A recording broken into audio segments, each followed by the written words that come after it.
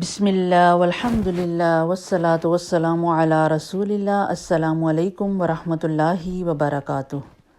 سیرت النبی کریم صلی اللہ علیہ وآلہ وسلم 5 منٹ سیریز کا چوتھا پروگرام، خانہ کعبہ کی تولید اور دیگر انتظام و انصرام۔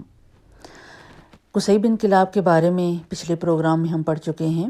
ایک روایت کے مطابق انہی کا لقب قریش تھا، جس کی وجہ سے ان کی اولاد کو بھی قریش کہا جانے لگا، جبکہ ایک دوسری روایت کے مطابق قصی بن کلاب سے 6 پشت پہلے بنی اسماعیل میں فہر بن مالک ایک بزرگ تھے جن کا لقب قریش تھا۔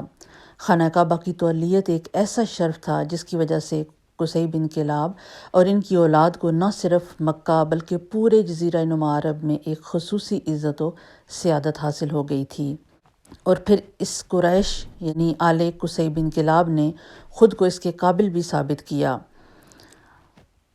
قصی بن کلاب نے نہ صرف خانہ کعبہ کا انتظام و انصرام سنبھالا بلکہ اس سے آگے بڑھ کر ریاست کا روپ دے کر 6 مختلف شعبے قائم کیے اور انہیں قابل لوگوں میں تقسیم کیا، جسے ان کی وفات کے بعد ان کے پوتوں نے باہمی افہام و تفہیم سے 6 شعبوں سے بڑھا کر 10 شعبوں میں تقسیم کر کے آپس میں بانٹ لیا، اور یہی نظام بعثت نبوی صلی اللہ علیہ وآلہ وسلم تک بڑی کامیابی سے چلایا گیا۔ اس تقسیم کے نتیجے میں آپ صلی اللہ علیہ وآلہ وسلم کے جد امجد حضرت ہاشم کو سقایا یعنی حاجیوں کو پانی پلانے کا کام، امارت البیت یعنی حرم میں نظم و ضبط قائم رکھنا اور احترام حرم کا خیال رکھنا، اور افاظہ یعنی حج کی قیادت کرنا، اس قسم کی خدمات انہیں سونپی گئیں جو ان کے بعد بنو ہاشم کے خاندان میں نسل در نسل چلتی رہیں۔ حضرت ہاشم بن عبد مناف قصی بن کلاب کے پوتے تھے، نہایت ہی جلیل القدر بزرگ تھے۔ انہوں نے شاہ حبشہ اور قیصر روم سے بھی اپنے سفارتی اور تجارتی تعلقات قائم کر لیے تھے، جبکہ مختلف قبائل عرب سے بھی معاہدات کر لیے۔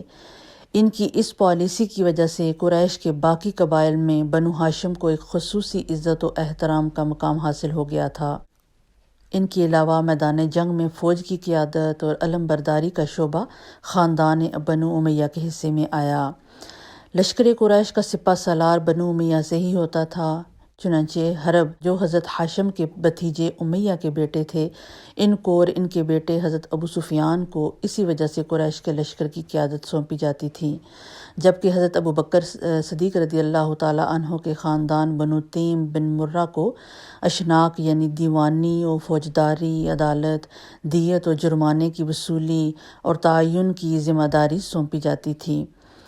اس کے علاوہ شعبہ سفارت حضرت عمر فاروق رضی اللہ تعالیٰ عنہ کے قبیلے بنو عدی کے حصے میں آیا، اور ان کا کام دوسرے قبائل کے ساتھ مذاکرات، معاہدات اور سفارت کاری تھا۔ بنو مخزوم جو حضرت خالد بن ولید رضی اللہ تعالیٰ عنہ کا قبیلہ تھا، ان کے حصے میں قبا و عانہ کا شعبہ آیا۔ ان کا کام قومی ضروریات کے لیے مال و اسباب اکٹھا کرنا اور فوجداری اور فوجی ساز و سامان اور گھوڑوں کی فراہمی تھا۔ قریش کے گھڑ سوار دستے کا کمانڈر بھی اسی قبیلے سے ہوتا تھا۔ اپنا وقت آنے پر حضرت خالد بن ولید رضی اللہ تعالیٰ عنہ نے مدتوں شہ سوار دستوں کی کمان نہایت خوش اسلوبی سے سنبھالی۔ اسی طرح باقی 5 شعبوں کی ذمہ داری مختلف قبائل قریش کے حوالے کر دی گئی۔